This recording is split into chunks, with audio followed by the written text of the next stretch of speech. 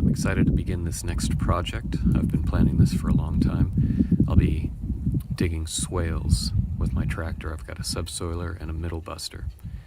And I've got a laser level. I've laid out several level lines across this paddock here. Gonna get in there with the tractor and start digging some of these swales. There's gonna be a mix of tractor work and hand labor. And I'll have swales about once every maybe 30 feet or so, going all the way down this hill. And then along those swales I'll be planting a wide range of different trees that'll serve as fodder for the animals throughout the summer and fall.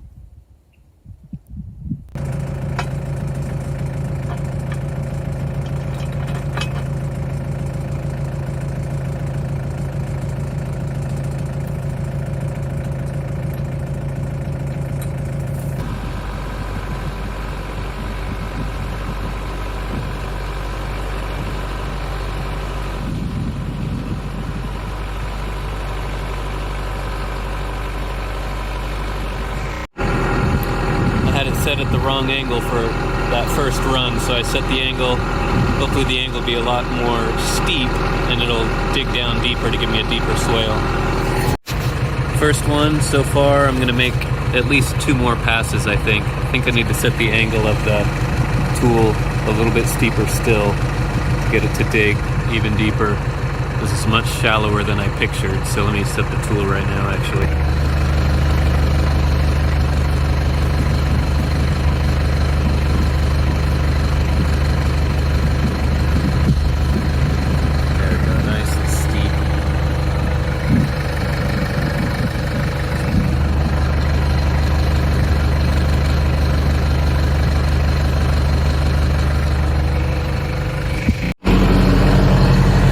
Much better, much more in line with what I was picturing. That is digging deep. You feel the tractor kind of jarring and bouncing and things as it hooks on rocks and hard spots in the soil. This is just about what I was picturing right here. This is good. Alright, so here's the swale so far. It's shallow on this end because the tool needs a little bit of space to get started. And then once it digs in, got this decently sized trench. And what I'm doing to clean it out is I'm just, the tool kind of dumps soil on either side of the trench. So what I'm doing is I'm just sweeping the soil into the trench from the upper side. And then I'm scooping it from the trench onto the side here to form the form the mound on the other side. Here are the results so far. It's working out just the way I hoped it would. Like I mentioned, the blade of the middle buster threw half the soil up on this side, half the soil up on that side. So I'm just taking the shovel and I'm coming through and I'm knocking the uphill side of soil into the swale. So you can see all the soil here. This is the part I haven't gotten to yet, so you just knock it over into the swale, and then the middle buster, the bottom of the middle buster forms the bottom of the swale in such a way that the shovel nestles down right in the bottom of the swale real nicely. And so I'm just lifting that soil up and tossing it onto the right-hand side, the downhill side. And so I've got this really nice berm on the downhill side. Not a huge swale, but I'm gonna have quite a few of these. And then also, we don't really get that much rain at any one time, so the swales don't need to be huge. We generally get, like, our big storms are about 1 inch of rain, and it happens generally over a long period of time, over the course of a day, or like 24 hours, 48 hours. That's kind of our typical storm. Where we get 1 inch of rain is long, kind of slow accumulations. So I think, given the fact that there'll be quite a few of these swales, in addition to the fact that the rain generally comes slowly, I don't think the swale needs to be that large. So yeah, You can see the next swale is going to be right up there. I need to reset this set of flags, but you can see about a 30-foot separation between swales, and that pattern will hold all the way from, you know, right about here, down, down, down, every 30-foot increment, down along this whole hillside here. So it'll be a lot of work, but I think it's going to be worth it. Our next rain is coming in 2 days, so I hope to have at least one of these. It's going to be about 1/4 of an inch from what I can tell. So I'm hoping to have at least one of these. 2 of these would be amazing. And then I'll get to kind of preview how they're working and get a sense of how quickly they're going to fill up based on X amount of rain in X period of time.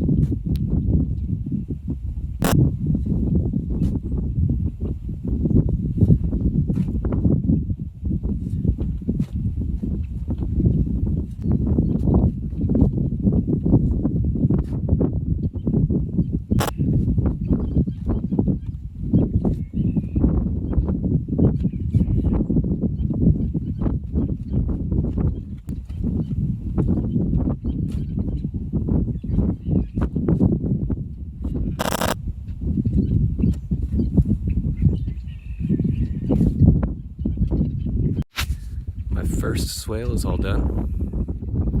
Scooped it out, put everything on the downhill side, put all the soil on the downhill side, and I did this one mostly out of convenience because it was the only one where I still had the markings.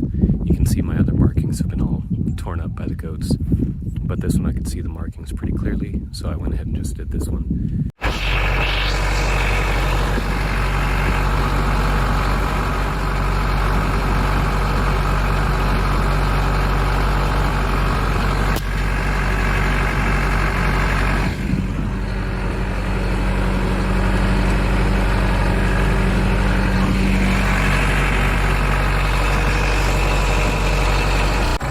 Swale number 3.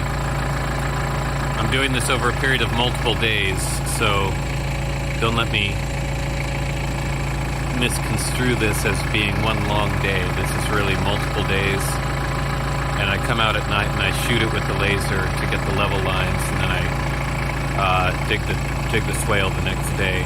So this is swale number 3. Got some rain coming in about a week. Looks like some substantial rain. I'm really looking forward to seeing how these things perform.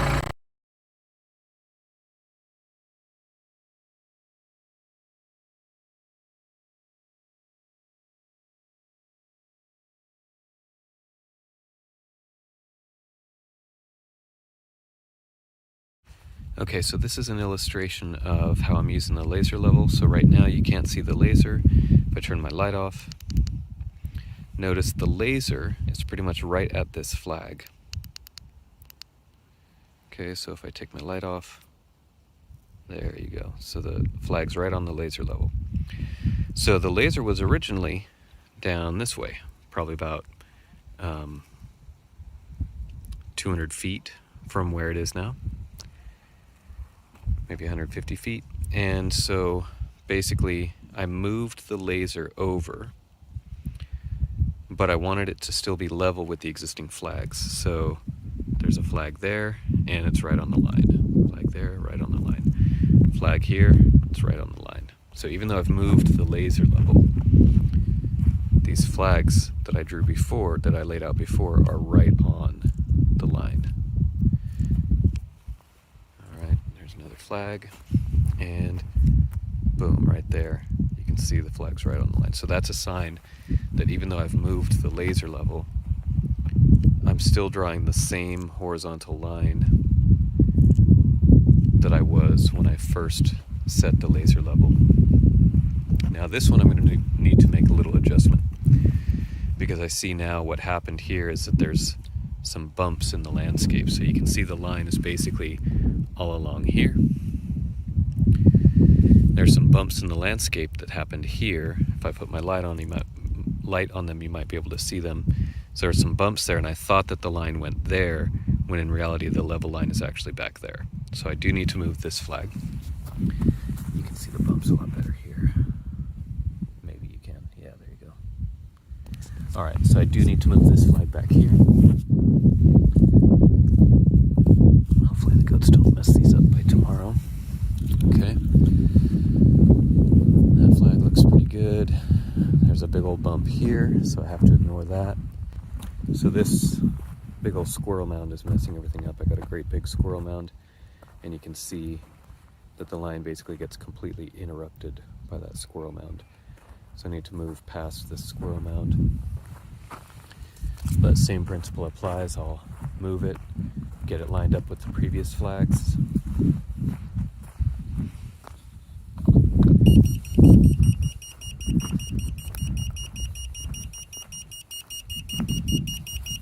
Okay.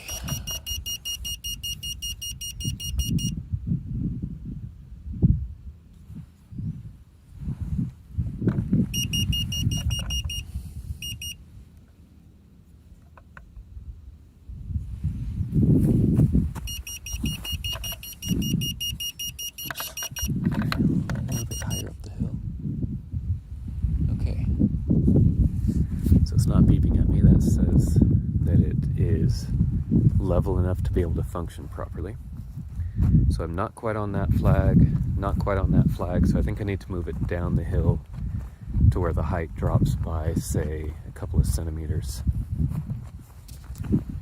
Put this down so you can... But it is consistently higher than the flags.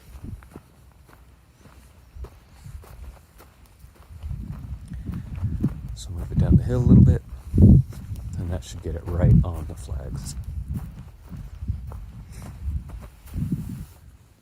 So down the hill, promising. Actually, no, that looks really good. Yeah.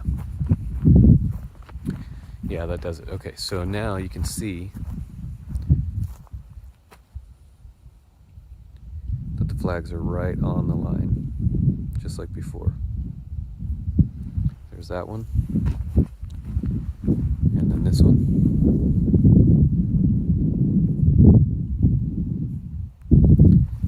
And then this one.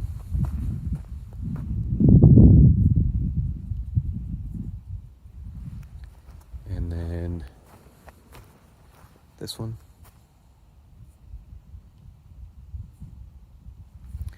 So that shows me that we're now going to be creating a continuation of the level line that we started. And also this one's pretty much spot on. This one's right at the very beginning of where the swale's going to be, and it's pretty much right on the line. So looking pretty good here. So I'm going to put another flag right about here.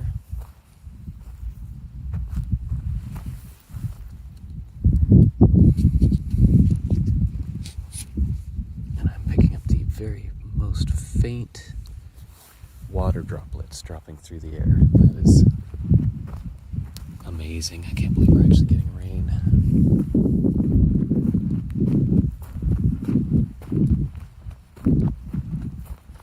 Yeah, this all looks pretty good. Okay, so I have my level line. So I will come back out tomorrow and dig the swale.